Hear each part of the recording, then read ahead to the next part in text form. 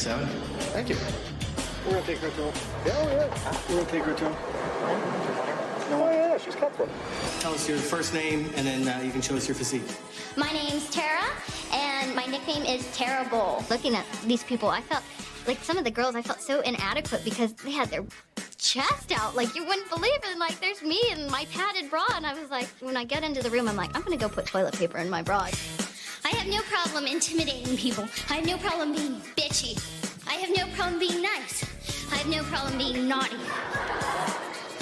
And quite frankly, you guys would be losing out if you didn't pick me. And the WWF is missing one thing. They're missing a big bitch like me. Hello, everybody. Welcome back to our little corner of the internet, and welcome back to the Taking Liberties Pro Wrestling Podcast. Sorry if I blew your ears out there. Welcome back. Welcome back. Welcome back. Welcome back. You already know. We're back. Yes, sir. So this is actually episode, what, like 22? I think it's 22. 22 part 2? Yeah, it's episode 22 Part 2. Part 2, because we recorded this once, but it sounded like dog shit. About a week ago? Yeah, we recorded it. What's today? Today is Tuesday? Today is Tuesday. So it's been an It's been an exact week. It's been exactly a week since we tried this. So we're gonna try it again, folks. We're gonna try it again, and hopefully this one doesn't sound like a complete ass. Yeah, the last one had some serious audio issues, but hopefully this time we can have it all fixed for your listening pleasure. Yeah, for sure. I mean, I wasn't gonna put something like that out. I mean, No. Hell, I started this show off recording it, speaking into my phone speaker, and even that was better than the shit last week. Like, that was really Unacceptable. it was genuinely unacceptable. So Here we are, trying again. Different setup. different setup. Hopefully this sounds good. I mean, I went through so many audio tests, so this has to be correct. Yeah, hopefully this is the one. But Yeah, it's been a while since we've been here, huh? definitely been a while. I mean, So much has happened. so much is, oh man, I gotta go through bed again, huh? Okay, yeah. Yeah, I forgot we did do that too. Okay, let's so run through the last 2.5, 3 months 3 of our months lives real roughly. quick. Okay, so this is our first show in person. Andrew is right in front of me. I'm literally looking at him as I speak. And I'm staring right into Marquise's beautiful brown eyes. Exactly. So this is our first show in person, and so he moved here. I've gotten 2 jobs since our last show. I've quit one of them. 3 jobs. You're right. I've gotten 3 jobs. Damn. I've gotten 3 jobs since our last show.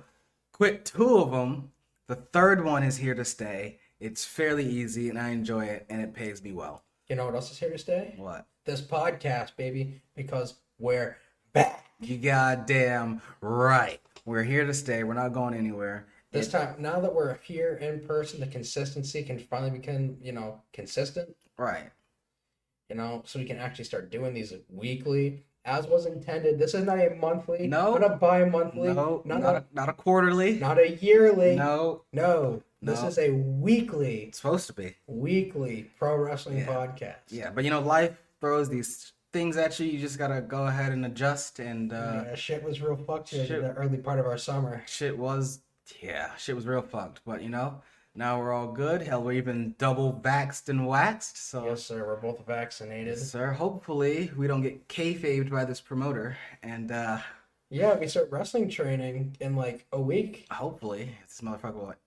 Yeah, I'm back still to waiting us. to hear back from him. But yeah, we should be starting wrestling training in about a week or so.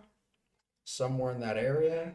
Yeah. So Taking Liberties will be hitting the road, going to a town near you. Eventually. Hopefully, for more than a hot dog and a handshake. Hopefully, Damn right. At least pay the gas fare. Shit. Gonna pay the gas at least. Right. But we're here to talk about some wrestling. Yes, sir. But before we get into that, We gotta talk about our lovely patrons, Max and Nick. who've been paying us despite the complete and utter lack of content for the last 2.5 months. Those are some blessed boys. Thank you, fellas. We love you so much. Thanks for the support. And if anyone else wants to support us, and even hell, become the big boy $10 tier, you can go ahead and go to patreon.com twitter.com/TL ProRes Pod. Certainly an opportunity to become a Liberty Taker yourself. Yes, that's the only tier name that I remember because it's the only one that I put the most work into.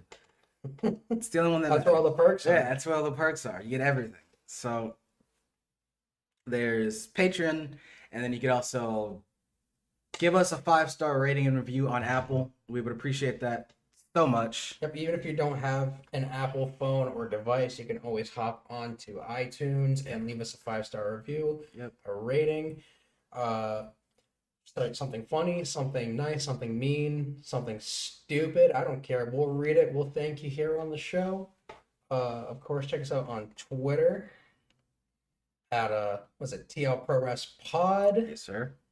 We also have a Discord. Yes, we do. If you want to go ahead and join that, you can hit our Twitter up, and we'll just send you the link. Yeah, hit us up in the DMs. We'll send you a link. Got a group of really cool dudes in there. Also a great place to give us suggestions, at least for now, for what we look at for the retro reviews. Yes, yes. And it's also an opportunity to straight up talk to us, have regular conversation about wrestling or life or fucking whatever. Whatever. Yeah. We got channels. Yeah, we got channels. Hella channels. Organized, too. It's lovely. It's organized. And if you want to find us, I mean, you found us already, but if you want to find us elsewhere, what you can do is you can find us on YouTube, fucking Spotify, Google Podcasts, Apple Podcasts, Breaker, Owl, Anchor. Oh, hell yeah! Podbean! Yeah, you can find us just about anywhere. Yeah, I'm sure. Sorry about that, folks. I'll probably fix that in editing. Probably. Anyway. So, with all that being said, I think we can finally get into the show.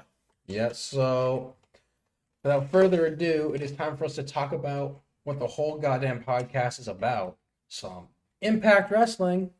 This episode dated May 6th, 2005. This is 2 weeks off the heels of the Lockdown pay-per-view, where we saw AJ Styles defeat Abyss in a fucking slugfest. Yeah.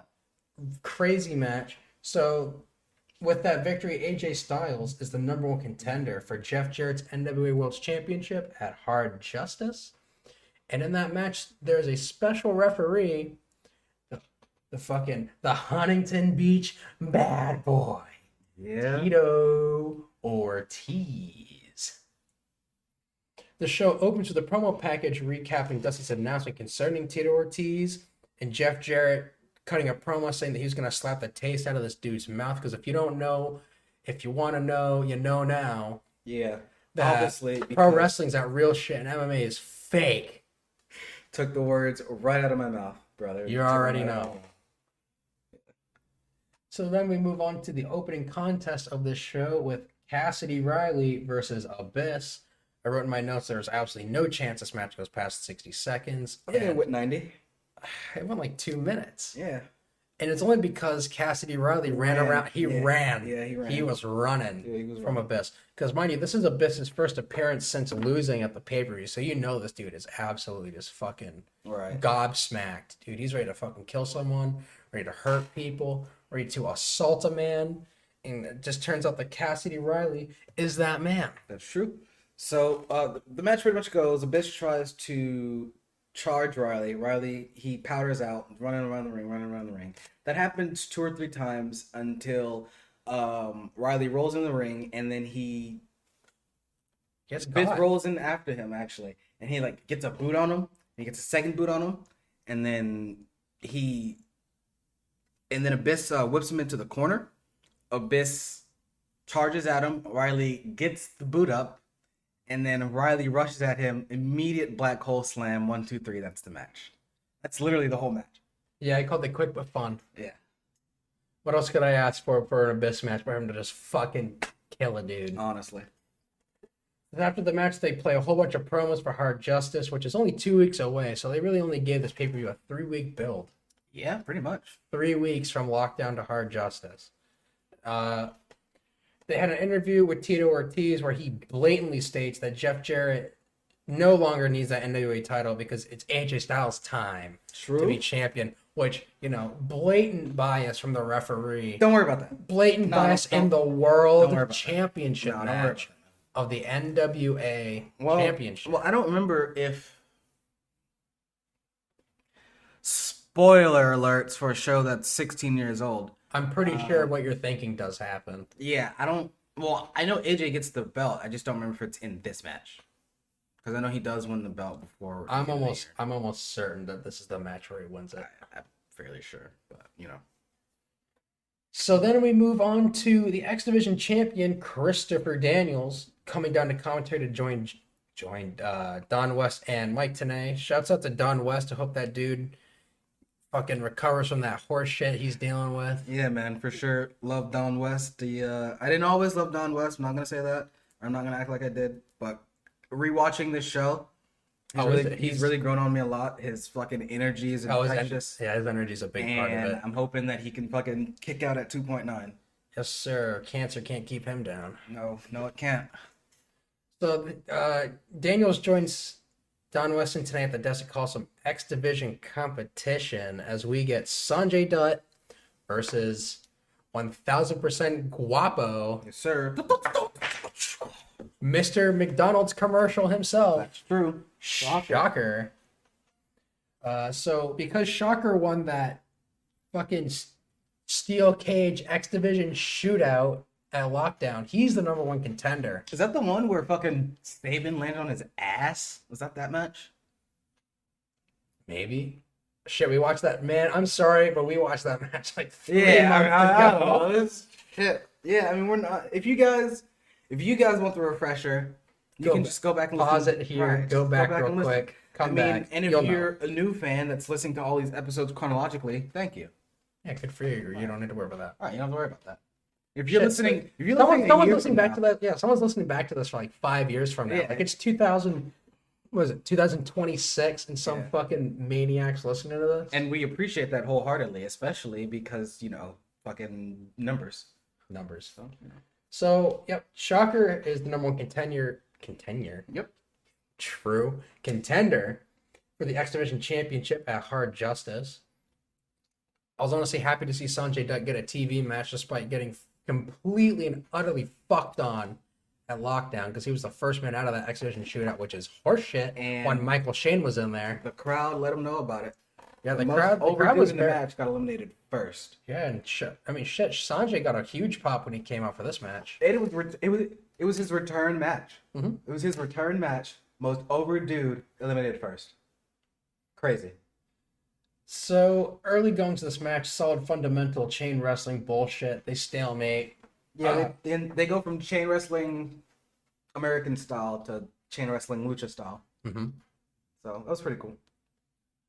Shocker gets a double leg, does his crazy spin out elbow drop thing. I don't know how he doesn't just absolutely crush dudes with this. Because he just feels like he's shooting on dudes, just dropping a fucking spinning elbow on a dude. When he did it on Sanjay, he did this like twist and he like kind of stalled out or whatever. Yeah, He just that like energy. landed right on his fucking solar plexus. It looked so stiff. I have no idea how he did it. It looked fucking brutal. It was fucked. It was so fucked. The basic story of this match though was pretty much just they were, I don't want to say even. I guess it was about 60-40 Shocker. But they were mostly even. It was really much just who can get the upper hand on whom. At one point Sanjay goes for a top rope Frankensteiner, and then he hits it, and then the finish pretty much just comes when he does that again. Yeah, he goes to the well one too many times, and it costs him. Shocker hits him with a fucking, he just flattens him with a top rope powerbomb, and he gets the win, and he hops up and Shit, I mean, fuck, I wish you had video version Yeah. for that. Yeah, Soon. I promise. If Sanjay had kicked out of that powerbomb, I would have shot the shot. Yeah, I probably would have skipped to the finish, whatever the finish was. If that wasn't the finish, the finish would have been like a fucking roll up or something. Yeah, so I'm glad that's what they went with. So yeah, bunch of bullshit winds up with a big powerbomb at the end. Shocker gets his win. Christopher Daniels tries mean mugging with Shocker, but he's a plucky babyface, so that just simply doesn't work. True. And he manages to get Daniels to beg off up the ramp and run away like a pussy bitch he is. Then after the match, we cut to Raven backstage cutting a promo on Jeff Hardy. He wants to like Jeff Hardy, and he's quoting Napoleon and shit, talking about how victory is fleeting, but obscurity is forever. And for some reason, Raven has a massive gig mark right on, just in the center of his forehead, this huge blade job. Yeah, I would imagine this either came he either did this taping the night of or the day after the pay-per-view. Yeah, I mean, it looks fresh. So he could have just as easily Yeah. cut this promo after all the fucking marks were out of the building. Yeah, I'm sure. And its promo sucked. Yeah, it did. It was a long rambling Which is weird because I normally like Raven's promos. Yeah, it was just a long rambling promo. It was it was It's better than Ricochet. well, that's not hard. But yeah, basically Raven drones on and on about how he's the most ruthless person on earth and a human cancer. Some must die so that others may live, and he has a legacy to fulfill. And a hard justice, he's going to terminate Jeff Hardy with extreme prejudice. Hates those damn country fucks. That's what I heard anyway. And he also talked about how he grew up in a broken home, which... Didn't we all? So after that, we come to the Outlaw versus Conan, K-Dog.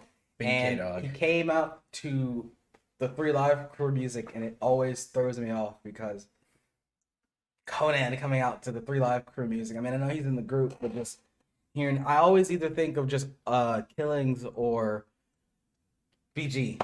I never really think of I feel like it's a bit weird for Conan to come out to that theme. And It's weird because I feel like it's also attributed to the fact that as we've been watching this year of TNA unfold, more often than not, Conan's not with them when BG sure. and Killings have matches. That's true.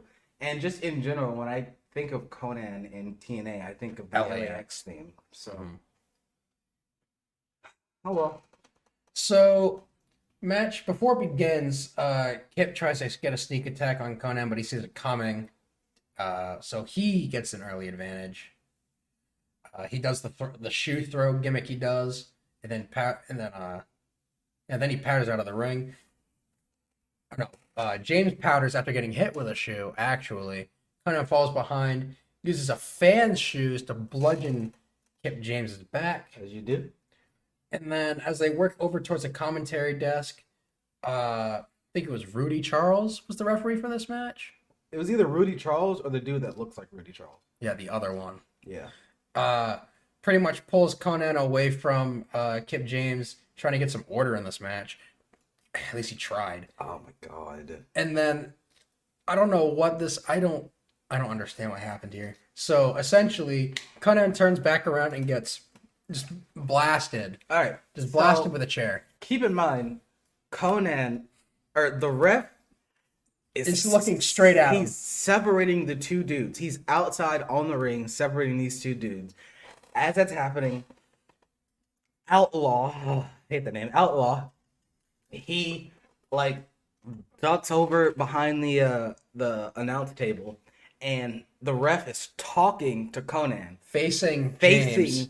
facing him, and he just fucking wham, just fucking clobbers him with this chair. Yeah, so hard he knocked him out. So hard he knocked him out. He had to be fucking carried to the back by 2 people. And it wasn't a DQ. The bell was never rung. The bell was never rung. It wasn't until 2-3 minutes later that we heard commentary say, it's a no contest.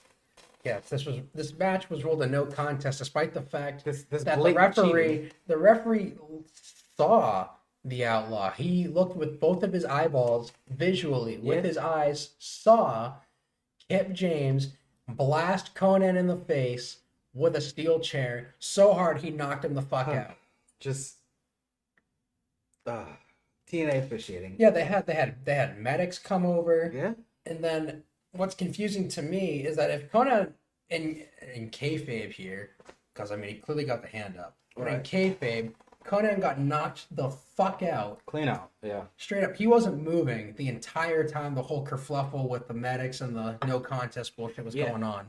This dude was not moving. He was carried to the back by BG and Killings and not the medics. Yeah. So yeah. So Two random untrained dudes. After he gets clobbered by the chair, BG and Killings come out, and one of them has a chair. I think it was BG had a chair. BG had a chair, and Outlaw begs off. Just leaves. He just leaves, and he Conan gets carried up by his two wrestling friends that aren't medically trained. Yes. Yeah. Don't worry about that. I'm sure they'll let him take a nap after too. Yeah, probably. Okay, so that's funny. Don't get me wrong, it's funny. But contrary to popular belief, you won't die if you take a nap after you get KO'd. You just probably won't feel great when you wake up. Still. Yeah. Should let him take a nap. No. Anyways, we move on to a segment that was taped before the fans were let in the building, where Mike Tenay's in the ring with AJ Styles and the NWA World Championship. Jarrett. Yes, sir. Jarrett recognizes the scheme, the plotting to have Tito Ortiz officiate the match at Hard Justice to get that title off him. Because, god damn it, Dusty Rhodes fucking hates Jeff Jarrett so goddamn much. Oh my god. It's clear. I mean, Dusty admitted it. Yeah. He literally admitted to these schemes. He said, yeah, I don't I've like been you. really trying to get this belt off of you. Yep, so Jarrett supposes that Dusty doesn't actually believe AJ can beat him, and that's why he enlisted the help of a UFC champion, Tito Ortiz, to absolutely ensure that AJ Styles becomes the NWA World Champion. Which, yeah. True. Jarrett says that he's not scared of Tito and that AJ's going to get stroked. He's going to stroke AJ. Gonna stroke him. Going to stroke him for the... No, I'm not going to say it. That's it. As Tenay tries to ask AJ questions, Jarrett just constantly interjects, doesn't let AJ get a damn word out.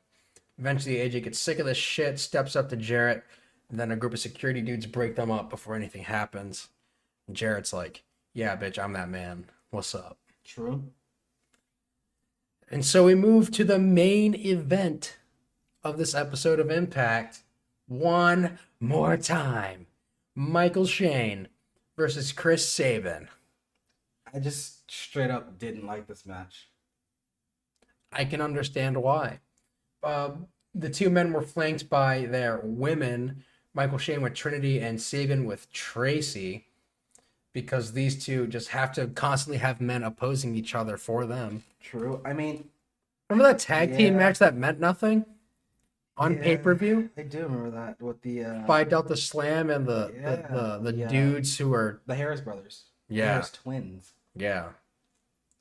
Them dudes. Yeah. That match meant absolutely nothing, but was supposed to decide who Dusty Rhodes' main squeeze was gonna be. And then he said, "I'll take them both. I'm hardcore."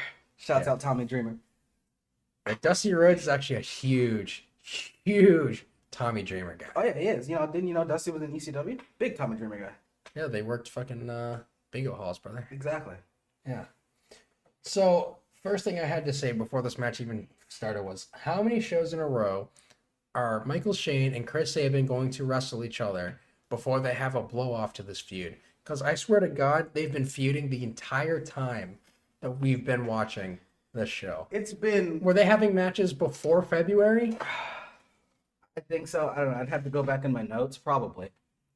It's just been so fucking They've been long. doing this since February, and it's May. Yeah, and they've been having more or less the same match, if not getting worse. I mean, this match... They're finding less to do. Yeah, for me, this match just felt like moves. They were just doing shit. There were no... I mean, I don't want to sound like, old man yells at clouds or anything, but there were no real transitions. There was no selling. There was no logic. Well, I can tell you right now that Chris Sabin did all of the selling in this match. All of the 30 seconds of selling, yeah, he did. and they just did moves. It was like, all right, I'm gonna do this move, 10-second sell. I'm gonna do this move. I'm gonna pick you up. I'm gonna do this move. And then I'm gonna do this move. And it's just back and forth moves, and it just. Well, yeah, because the story of this match was that Michael Shane just kept finding a way to stop Chris Sabin from gaining any momentum. So anytime he would begin some sort of shine, he'd get cut off immediately. And they did this spot repeatedly for the entire match because he got it built to the point when Sabin can finally get his comeback in. I mean, work his way towards the win. You can do a back and forth match and have it make sense. Yeah, but they literally just did moves. Back and forth. They just did moves, and it was awful. And this whole match was just really backdrop for story progression between Trinity and Tracy. That's really all it was. Yeah, it really was more about the women on the outside of the ring who weren't even doing much. Yeah, Trinity, she did some like hanging over Sabin when he was in the 619 position or whatever on the ropes. I mean, it was just pulling him down while the ref's not looking. Yeah. She was certainly doing work to help Michael Shane win the match, despite him. I mean, she was doing more than Tracy was. Oh yeah, because she's a face. Baby faces don't get involved like that. Yeah, but baby faces also shouldn't be stupid. True. You can at least go take out the other person. Yeah, or literally just neutralize. You don't have to stop her. Just stop her. Just make sure she doesn't keep doing that. Right.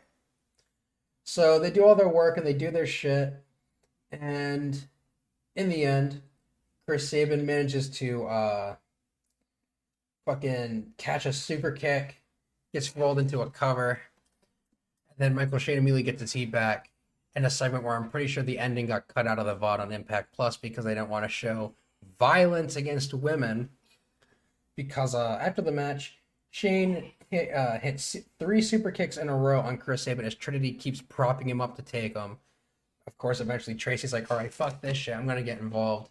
Goes to fucking see to Chris because he's got kicked in the face 3 times. Yep. And you see right behind her, Michael Shane tuning up the band. Revving it up. He's revving that shit up. You know this shit's coming. He's going to blast her the next week. And then the show ends. Show goes black. Yep. And that was TNA. It was fine. It was an alright episode. I mean, the content of the episode was good. I don't think because our opinions on the main event aren't entirely the same. Yeah. But I absolutely get where you're coming from. Yeah, I thought the match was fine. Yeah, I know you enjoyed it more than I did. I just thought the match straight up wasn't good. They just did too much. I mean, like I said, there was no real selling. I mean, I understand what the story of the match was supposed to be. Yeah, I see your notes, and you wrote a shit ton. Yeah, I wrote. That's because as you've seen many times, the notes I take for the show are incredibly meticulous. Yeah. Mostly so that if anything really stuck out to me at time of recording, I can look back on it and exactly see what happened. Yeah. And also just for the sake of keeping record, because who's to say that one day I don't just fucking look at these old notes or whatever? Feel free to read them. I mean, yeah, that's definitely fair. And there was one time where your detailed notes came in clutch for me. I remember one time my notes got Oh yeah, we had to share them. And I had to share your notes. So they definitely help. But it's also my least favorite part of the podcast is taking these notes. Yeah. Yeah, I mean, I don't know. The match sucked. Show was fine. Shocker and Sanjay was all right. Yeah. I enjoyed Abyss and Cassidy Riley. Every time I look at Cassidy Riley, I just think of Finn Balor. Well, I don't. But It's just the face. he's a good hand. And you know what? That's good enough. That's good enough. And I'm sure he's getting paid at least somewhat, so he's getting some. Yeah, he's probably getting about $100 a show or whatever. This is still TNA. Yeah, hey, $100 is better than a hot dog and a handshake. That is true. Just like do a 2-minute job? Yes, sir. Yeah. You're right. Anyway, On TV. he's getting national exposure. That is true. With the Fox box. Yeah.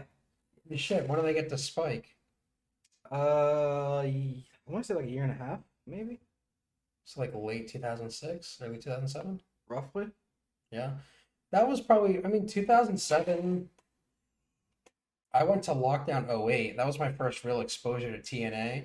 but I remember at least seeing some stuff from TNA Mm-hmm. loosely on TV, especially commercials Yeah. for TNA in like 2007. Honestly,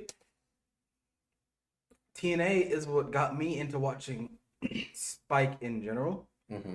Like I remember I would watch TNA and then I'd see like commercials for Mansers, which I loved that show. Mansers. And then A Thousand Ways to Die, which is another show that I really love. And fucking Blue Mountain State, one of my favorite shows of all time. So for sure, TNA in one shape or another shaped my my childhood entertainment. Aside from pro wrestling, For better or worse. Yeah, well, it was pro wrestling that led you to other led things. me to other Mhm. things. So for better or worse, it was thanks TNA, I guess. You know, it was cool. Yeah, I'm sure they're thankful for your thanks. Yeah, I'm sure. And you know, they're only pulling in like 5,000 viewers a week, and I'm not one of them. So thanks. They do like 200K.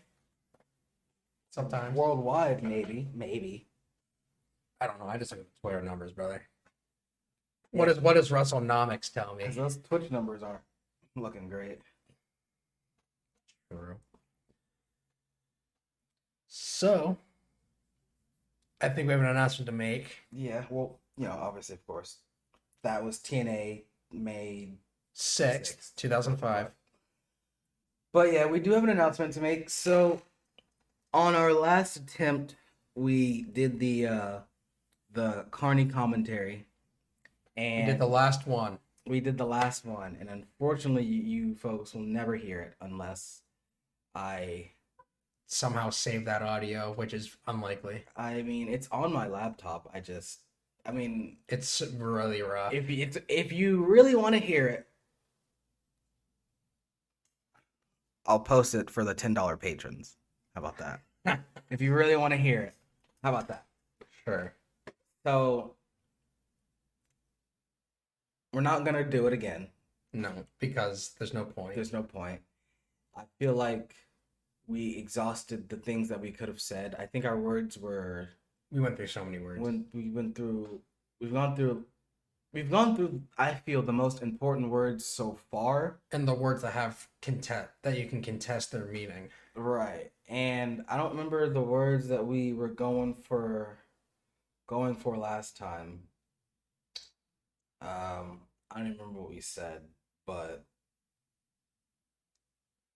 it's not the biggest deal.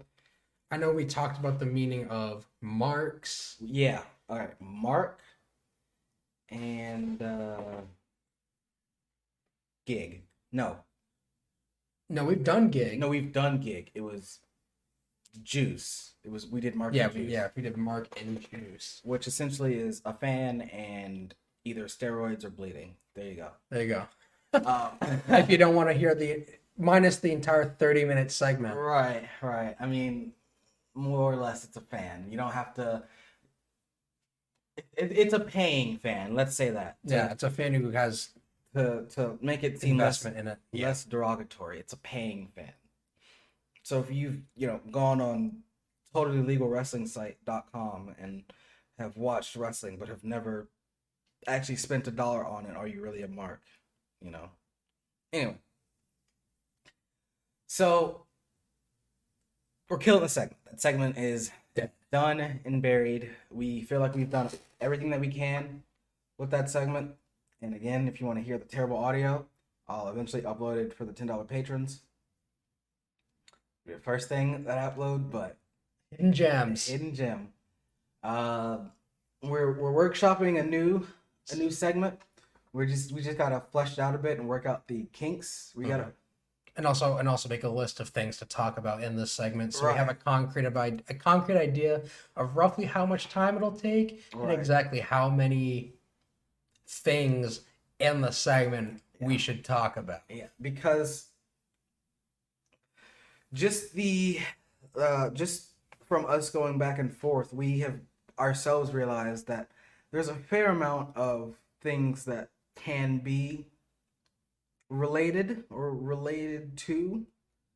I gotta give the not spoiler, but I gotta get They get a piece of it. Yeah, because I forgot Things outside of wrestling, media outside of wrestling, that you can draw direct comparisons to situations in pro wrestling. Yeah, that's more or less it. We're not going to tell you the medium that we're choosing. Could be multiple. Could be many mediums. Yeah, but it is other media outside of pro wrestling. It is definitely not. Well, is it definitely not? I don't know about No, you can't say it's definitely not because that's the point of the segment. Yeah, but it's not it's pro not wrestling. pro wrestling. Even though it is. the media we're thinking about is super damn near the same thing. Kind of pro wrestling. Anyway, that's not the point. But yeah, we'll workshop that. We'll flesh it out, see what we can do, and hopefully on the next episode we'll debut it. Mm-hmm. Yeah, it might be really fun, especially to have guests on and talk about that. Oh, yeah, third perspective, because we do have someone lined up for the next episode. That's true, and we do know some people. A first time special guest? Have you had him before? No, yeah, it's gonna be a first time. Oh, there you go. First time. First time new guest. So, yeah, and I know this segment's gonna be good because if we do it with other people on, I know there's a couple of people in a Discord that we're in that are fans of the different mediums that we may be talking about. So, there's so many different things to look at.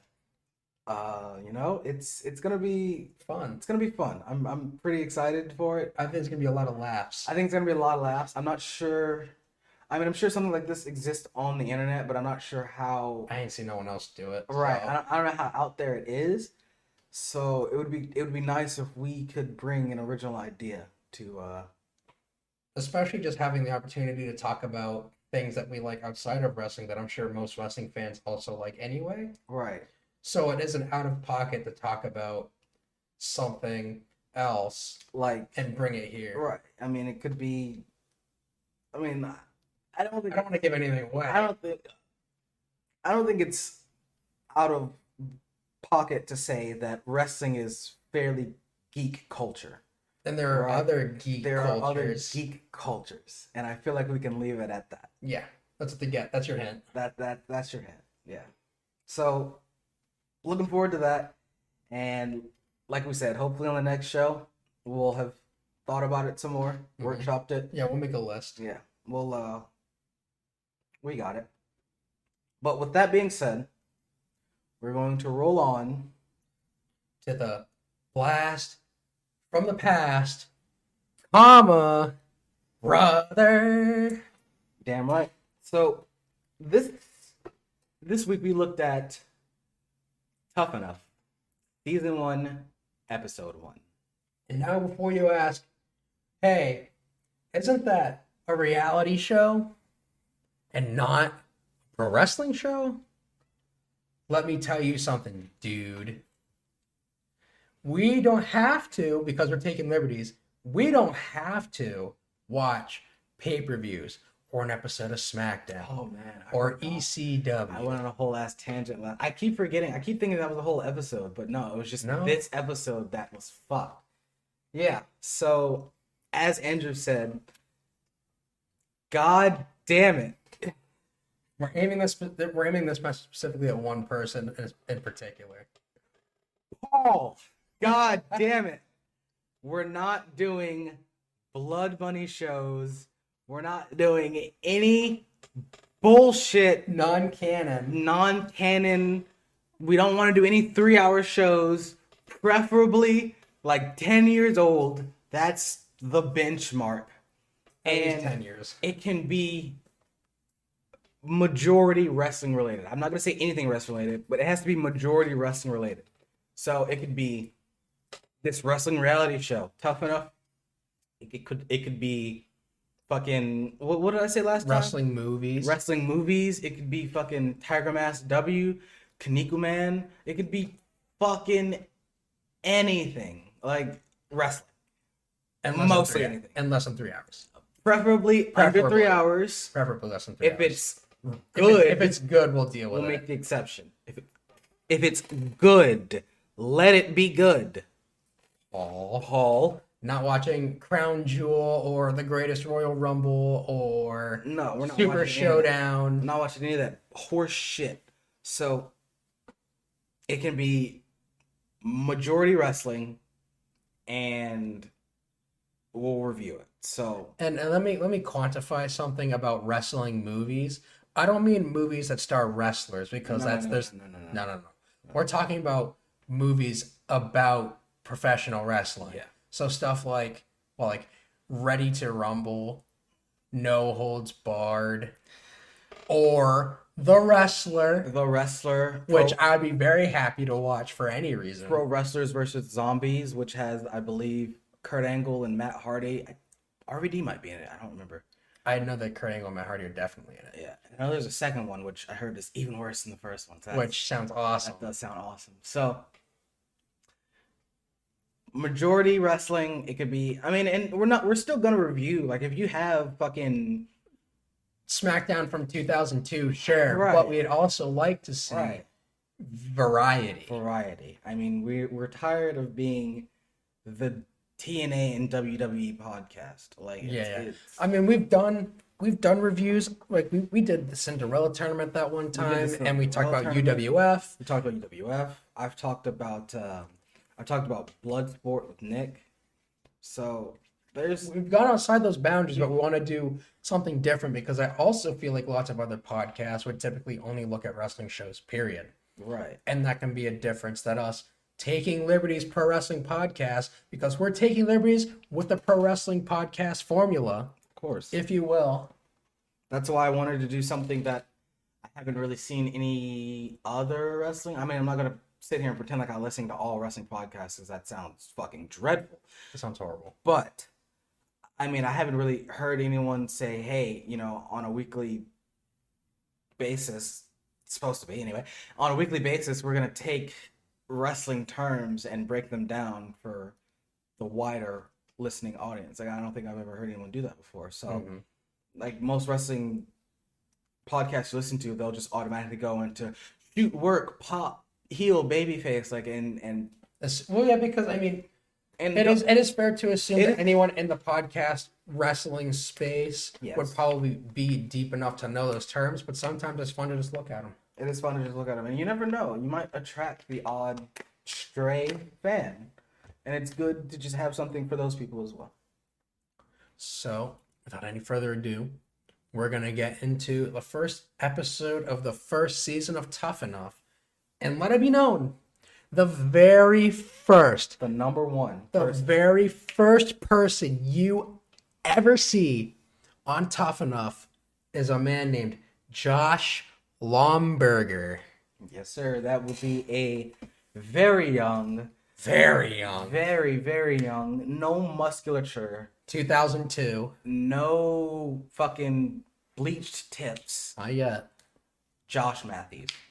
Oh, baby. Yeah. The very first man we ever see is Josh Matthews. Yeah. It's really crazy. So I want to get this right this time, because last time I had to circle back to it. So we see Josh Lomberger, and we see a whole bunch of other fucking folks. Yeah, they show a whole bunch of audition tapes. Right. They show a bunch of audition tapes. We see, well, actually, I don't think we actually see anyone else in the audition tapes that would end up being on the.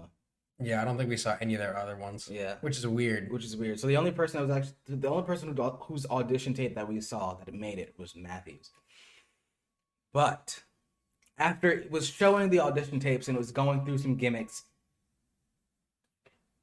All right, so after it was showing the audition tapes, there was this fucking weirdo that popped up, right? And they were asking people like, oh, why do you want to be a pro wrestler? Like, what is it that you want to do? And this fucking weirdo said that he wants to become a pro wrestler because he wants to go to a children's cancer hospital. I forgot about this. And he wants their last wish to be meeting him. So he wants to be a pro wrestler because he wants to be famous enough. And this is like some weird narcissistic sociopathic. The ego on this guy is unreal. He wants to be famous enough for dying cancer kids to want to meet him. That's fucked. That's something a genuine working heel would say. That is fucked. But he meant it. And he meant it. For shoot skis. For shoot. Like, he said, yeah, I want these dying kids to want to meet me. To praise me, essentially. Like, that's fucking weird, dude. I want to be dying children's dying wish. Yeah, that's fuck. Alright, so that was fucked. After that weird shit, we get into, we see the very first few contestants doing some athletic stuff. Yeah, they have them do drills in the ring to show their athletic acumen. Right. The very first dude was some dude named Chris. He was just jumping over sandbags and shit. He didn't really do anything impressive. And then we see Nydia come out, and do we need a spoiler alert? It's Nydia. Like, yeah, we know. Come on. That's Nydia. But it's Nydia, and she's doing her athletics, and she's just jumping over the bags, and she gets blown up. Yeah, she has a jump rope. All right. She does it for 30 seconds. She gets blown up, and Taz starts that's fucking... right. It wasn't even the bag. It was just jump rope. Yeah, then Taz starts fucking jaw-jacking with her. And they get into an argument, which is a theme for Taz throughout this entire episode, is he gets into an argument with damn near every single person that gets in that ring. Pretty much. So Taz says, what makes you think that you can even do this, considering you're winded after 30 seconds of jumping rope? And she said, more or less, I can get better cardio. She said, she can train. Yeah, she said, I can get better. But more or less, the moral of what she was saying is that she has the it factor, or whatever the fuck. It's like she has it, that thing that can't be taught, even though she can get better at wrestling. Yeah. So, that was more or less what she said. So then they move on to this guy named Greg, who says that he wants to get into pro wrestling because he was in his brother's shadow playing college football. It's baseball, whatever. Yeah. Baseball? We said that he should have played football if he didn't want to stay in his brother's shadow. Like, if you don't want to stay in your brother's shadow, just do Yeah, this dude was different. jacked, too. He could have been a tight end. Fucking tall as shit. Yeah. Could have been a tight end, probably could have been a receiver, a wide receiver, considering his height. Yeah, he was a big dude. He's a pretty big dude. So that's why he's entered the competition. And then they show this guy, Robert, who is a overweight white dude from Massachusetts. And as a New England native, I can tell you this man is definitely from Massachusetts. So they have this guy, for his athletic test, shuffle back and forth across the ring, touching the bottom rope. I don't feel like anybody in this competition knew what the fuck a shuffle was. Everyone was just running sideways. Everyone was just running sideways. Either running sideways or just running straight, and then turning back to touch the rope. It was real weird. So he's shuffling. He's tripping over his feet side to side, and he actually trips. And he falls and his fucking pants fall. He takes a knee bump, and then his fucking pants fall down his ass. And Taz asks him what physically makes him think that he can do this. And Andrew, what did he say? He replies, well, I have the drive, and I have the determination to become a WWF superstar. Yes, he did. He's got drive and the determination, and god damn it, I'm so tired of hearing that. He's got, dude, and the best part, they all just pause. Yeah. They'll stare at him. No one says anything. They're just all like, what the fuck? Just couldn't believe that this dude actually said that. Yep. Like, bro, you're corny. Yeah. So, after that, there's this one guy who can't even jump rope. And then after that, Josh gets in the ring. Josh Matthews, fucking show off he is. He Does does a the front front flip rolling into the ring gimmick. Over the top. And then, who was it? It was Taz? He's like, no one asked you to do that. Yeah, Taz like, no one asked you to do that. You know what? He's right. Why are you doing this flippy shit, kid? Why are you doing this? So, this part is real fucking weird. I don't know. Taz was really on one. Taz was on this whole episode. He didn't give a fuck. I forgot the exact dialogue that led up to it, but more or less, Josh was saying, oh, you guys are professional. You're professionals. You're good at your job. I know you wouldn't hurt me. I know you would take care of me. Yeah, because he asked him why a guy his size would be able to hang. Right. So Taz says, are you calling me pussy? Are you telling me I can't hurt you? Yeah, Are you saying me and Al Snow can't hurt you? We can get in the ring, we can fuck you up. I fuck dudes up for a living. I've been hurting people for 13 years. I've hurt people. Sometimes accidentally, but I've hurt people. Like, oh my god. He threatened to fucking hurt Josh Matthews. Josh Matthews complimented him and his work ethic. And Taz was like, well, I'll fucking kill you. Like, bro, what are you, bro? Going from head hook. Like, right, you know, red hook. Oh, dude, I don't know what that was. That shit was, yeah, Taz was definitely on one. I don't get it. Because Josh Matthews is just like, oh yeah, you know, you guys are professional. I know you guys are gonna do your jobs well, and I know you would take care of me. Pussy? No, dude. Yeah. So that was crazy. Pretty nutty. Oh. Oh, here we go. Oh no. I was waiting for you to get to that part in your notes. Tell me about it. So we're gonna. Well, it'll be at the beginning of the episode. Yeah, you're gonna hear it. You won't have to. It's the clip. Yeah, the clip Yeah. you hear at the start of this podcast Yep. is what we're about to talk about. So, fuck. we get up to this 18-year-old, fresh-faced looking Young woman. named Tara. And she's backstage saying, oh, you know, all of these women, they're so beautiful and they've got such big titties. And I'm going to go. She did say that. And I'm going to go into the bathroom and stuff my bra with some toilet paper. Again, because she'd already stuffed it. So she said, I'm going to stuff it again. And so, I mean, you heard it. You heard this dog You heard what shit. she said. Yeah, you heard She this said- dog shit. She said her name is Tara, and her friends call her Tara Bull. My name is Tara, and my nickname is Terrible. Yeah, whatever she said. Crickets. That shit was terrible. And then she cut the promo that they're gonna also hear. She cut a promo. She didn't do anything physical. At least we didn't see her. Well, she did do something physical. She walked up to the ropes, which then Taz told her, get off the ropes. Yeah. And she snapped away like she had the fear of God fucking smitten into her. And she was winded cutting this promo. Yeah, she winded herself cutting the promo. That's not good. Yes.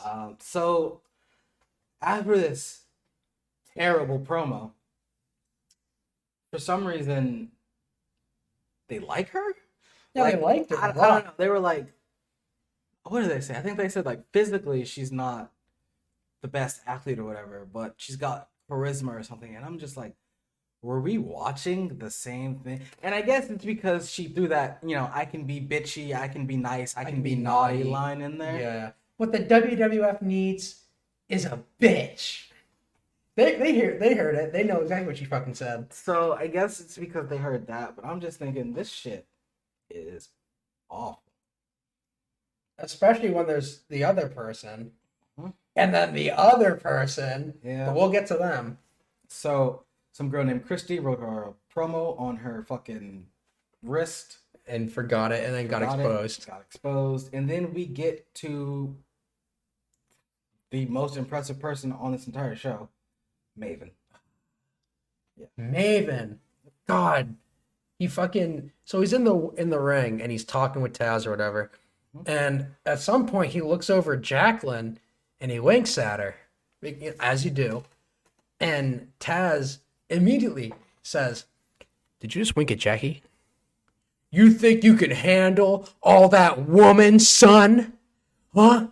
And then he said, You're damn right. well, that's what Maven said. And then Taz said, well, if you get through, you might what was it? You might have You're to seeing a lot you more might of see a lot Jacqueline than you more want to. What did you mean by that? What does that mean? What does that mean, Taz? Taz? What exactly does that mean? What do you mean he's gonna be seeing a lot more of her than he wants to? Right. So that was a little weird. And Maven is just showing off, really. It's fucking Maven, bro. We all know. He's just being yeah, we know. That's fucking Maven, bro. We know what the deal is. This is season 1 of Tough Enough. We know what the deal is. We also know how he gets treated. Yes, sir. So after Maven is wowing and wooing the judges, we see Stacy, redhead from Australia, Somewhere around there. Australia, New Zealand. I think The oceanic region. her accent wasn't as Thick. her U's sounded different. If that makes any sense. Regardless, she's from very far away because this is New York City. Yeah. So she said that she sold her BMW so she could afford the plane ticket For the audition. for the audition. She flew 10,000 miles from Australia or New Zealand To New York City. to New York City to audition for. She flew just for the chance, not even for a guarantee, just The for chance to audition. to audition. Because, I mean, shit, at the beginning of the episode, we saw the massive... There was a crowd of, like, There were Thousands of there were people. a lot of fucking people. thousands of people were outside. I can only imagine how long. I mean, we saw like this introduction bit took like 10 minutes of the show. I can only imagine how long it took, how many days it probably took to get through all this shit. Mm-hmm. Oh, So, for sure. She flew the 10,000 miles, and well, we'll check on Stacy later. Yeah, we're going to check on her Yeah. in the next round. Yep. So then we move on to Daryl with 2 R's. And massive titties. He does have some massive titties. This dude, he'll be important. If we ever come back to Tough Enough, he'll be important. For sure. He'll be important. And then we move on to Taz busting down the fucking door to the dressing room. He said,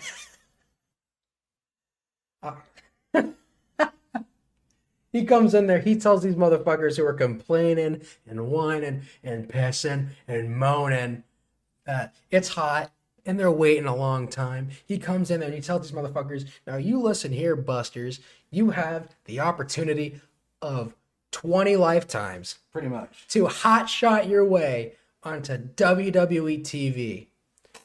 So quit your bitching and quit your moaning and shut the fuck up. Yeah, and there's one girl that's asleep, Yep. and he just straight up says, "Get out, Pack your shit and get out of here. kick rocks." Pretty much. So then, oh, and during the section, we see ODB sitting on the floor just chilling. Brief cameo. Brief ODB. We'll see her later. We'll see her later. She gets interview time for the show. She does. She gets fucking separate interview time. We That's even saw her awesome. mouthing "one dirty bitch." One dirty bitch. Oh yeah. She's had this gimmick for 20 years. Years. 20 years. Consistency. That's awesome. Yeah. And then we move on to Chris Nowinski. Fresh face. What was he? 22, 23? I think it's 22. 22 years old, 22. Harvard University graduate. Mm. He was already done. Already done. He said, put aside the Harvard University degree. Put that on the side. Boom, non-factor. Put away the All-American collegiate football accolades. Non-factor. He just pretty much said he's the best. And you know what? It's hard to argue that. I mean, of all the auditions, I mean, of course, he stood out because he's, I mean, with hindsight, of course. But just looking at his presence in the ring, and I mean, he could talk. Oh, yeah. And I mean, he has a look. He was for sure the most Refined person. absolutely. Well, there's a reason for that. Yes, that is true. We'll get to that later. We're gonna get to it in a second. In a second, yeah. So he's definitely the most refined, and I feel like he was even more than Maven personally, I feel like he was the guy that had the most it factor of anybody. Mm-hmm. And, well, tell us why that is. Well, you see, as it turns out, that this 22-year-old Harvard University graduate, college football all-star, also was trained at the Killer Kowalski Wrestling School, the same school that Triple H went to. Sir. So, Oh, and Taz had something to say about that. yes, he did. Taz said, well, it looks here like you attended the Killer Kowalski school. If you get this position, we're gonna have to deprogram you. Are you okay with that? We're gonna have you forget everything you ever learned under the tutelage of Killer Kowalski. We're gonna have you taking more forward rolls and back rolls and bump all that shit you had already learned under Killer Kowalski. All those holds, I'm sure he taught you. Forget that. You're gonna have to unlearn all that. And he said, yes, sir. And you know what? He was right to say yes, sir, because he's going to get this goddamn contract. That is true. That is true. I mean, But Taz did blatantly tell him, and they aired this clip. aired it. They aired this clip on the broadcast version on Peacock. We watched this on the Peacock. we're gonna have to deprogram you. I thought that was just And reprogram you in the WWF wrestling style. Yep. That's fucked. I think he was the excuse me. I think he was the last one, right? It was the last one they showed. Because then they show a group of producers who put together a corkboard of pictures of the highly preferred contestants while they work through who the final cast is. Oh, I guess one of the miscellaneous people that they showed that we breezed through actually did end up going through to the final. Okay, yes, we need to talk about this to come back to for someone else later. Bobby Joe. Bobby Joe. Bobby Joe said, This is a woman. Bobby Joe's a woman. She said, fuck all this lame wrestling shit. I want to be a WWF diva. I don't want to bump. I don't want the miles. I just want to be in Playboy. I want to use this to show. She said, I don't mind showing off my body. I don't mind being sexy for other people. She said, I think that the female body is an art form and I don't have any problems showing off that art. Which, you know, can't blame her. No. Can't disagree. No. But you're here for the wrong reasons. Yes. You're not even here for the money. No. You're here for the sex. Yeah. You're here for the sex. What was SmackDown's opening theme at the time? Wasn't it about the sex? The More sex. sex. Access to sex. I Yeah, think sure. that was the theme at the time. So yeah, Yeah. maybe she was on to something. Yeah. Perhaps. So they decide on, what was it, the bottom 26? The 26, I think it's the bottom 25, something like and that. they narrowed it down to 13. Yep. So they bring the massive crowd of people who were called back for second day before they bring in the final 26 who are allowed to come through the door. Yeah, Tara was in the final 25. Yes. She made it to the bottom. She They did- liked her enough. to bring her to the bottom 25, but not the bottom 13. So, I mean, she could have been like number 14. So let's get back to our friend Stacey. our friend Stacy from Australia who sold her BMW to afford a 22-hour flight to New York City. So Stacy didn't even make the bottom 25. Nope. They said, Which is, you know, I think it's important we mentioned that during her initial audition, she was in ring gear, she was in ring gear. which would imply to me that either she's already bought that ring gear for this audition or she's already been working. Right. So, you know, one of the producers come up to her and say, we really like you, blah, blah, blah. It's a little important to note, though, while she was cutting her promo earlier, one of the MTV producers said, well, she's a little long in the tooth, huh? They aired that too. They aired that. They yeah. could have just as easily not shown us them saying that. She's a little long in the tooth, huh? So, for anyone that's like 7 and doesn't know what that means, they called her ugly on national television, and she wasn't even ugly.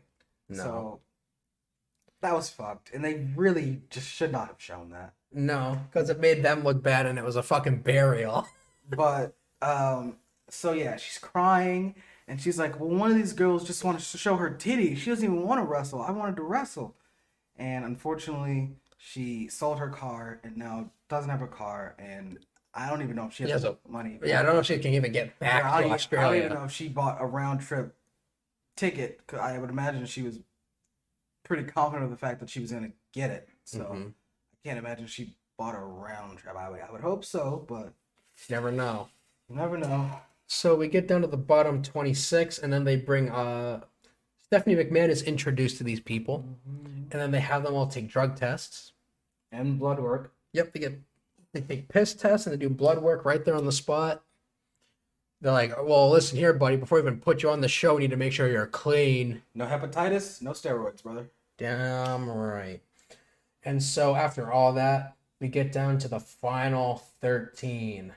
Josh, Jason, Victoria, Maven, Taylor, Chris, Shadrick, Bobby Joe, another Chris, Paulina, Nydia, Daryl with 2 R's, and Tom. And the titties, don't forget the titties. Daryl and the titties. Those are the final 13 cast members of Tough Enough.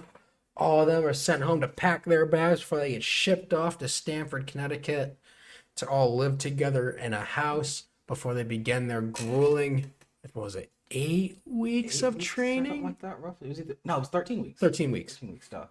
Okay, so they get 3 months. They get, I would imagine that means that there's going to be, because there's going to be 1 male and 1 female winner. So I would imagine the first 2 or 3 weeks, there aren't going to be any eliminations. And then they're going to start eliminating people. Yeah. To boil it down to the last 2. Yeah. So then they have all the dudes and ladies assemble together at the house that they'll be living in. This house, I forgot who said it. It was, I don't know if he was an MTV producer. No, it was one of the Fed producers. One of the Fed producers. He said this house was used for the Underground Railroad. There's a lot of history and lineage in this house. Do not destroy it. Bet. They all said bet. So they immediately start fucking it up. They tore the kitchen apart immediately. But I should mention, one of the contestants in the final 13 decided not to sign a contract for the show, so they were dropped. Tom. So instead, Greg, the one coming out of his brother's shadow, gets the spot. Not the other girl. Greg. Not terrible. No. Can't have too many women. No. Can't have that. Which I don't understand why they wouldn't just make it 6 women, 6 men, and have an even. Whatever. But whatever. Anyways, they tear apart the fucking kitchen before they decide to go out and go grocery shopping and whatever, get food because you got to feed fucking 13 people. They get their bunks and whatever. They're all living, chilling, cooling in this big ass house. Yep. And that's the end of the episode. So I'm sure if we ever do come back to Tough Enough, we'll take a look at episode 2 where Daryl with 2 R's is the star. It's true. Hopefully, oh man. I'm sure we'll come back to it at some point in the future. Especially if it's suggested. If people want more Tough Enough, fuck it, we'll give them more Tough Enough. Good snap. But, you know the line. You know what's coming You next. know the line. Yeah. Yeah. So that was the first episode of the first Tough Enough from 2002. And that was episode 22 of the Taking Liberties Pro Wrestling Podcast. So once again, folks, thank you for joining us. If you want to become a patron, shouts out to Max Nick. You can go to patreon.com/TL ProWrestPod. You can find us on Twitter at TL ProWrestPod. We're on YouTube, Spotify, Apple Podcasts, Google Podcasts, Podbean, Bullhorn, the Owl. We're on Owl. Blueberry. Blueberry. We're on Blueberry, so that's Blubrry. Blueberry. We are damn. Look, bro, if you're looking for podcasts, we're there. Okay. Right, I mean- simply put, we're there. You know, I don't think we're on SoundCloud. Strangely enough, Well, that's. we're not rappers. We don't have. We don't have a sound. We're not rappers. So yeah. Oh, also, leave that review. Apple reviews, like I said before, you don't have to have an Apple account to go on iTunes. Look us up.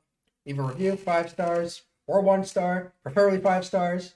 Leave a 4, I'm going to find you. Yeah, nothing in between. However, 1. Leave a review, say something funny, nice, mean, whatever. We'll read it. Well, thank you. Thank you guys for listening. We appreciate everyone sticking around with us and being so patient to await our return. We're back. We'll be back next week for real this time. I know last time I said we'd be back next week. That didn't happen because shit happens. Yeah. We will be back next week because we only live 5 minutes apart. This is Taking Leaders Pro Wrestling Podcast. And we're going to check you guys later. Yeah.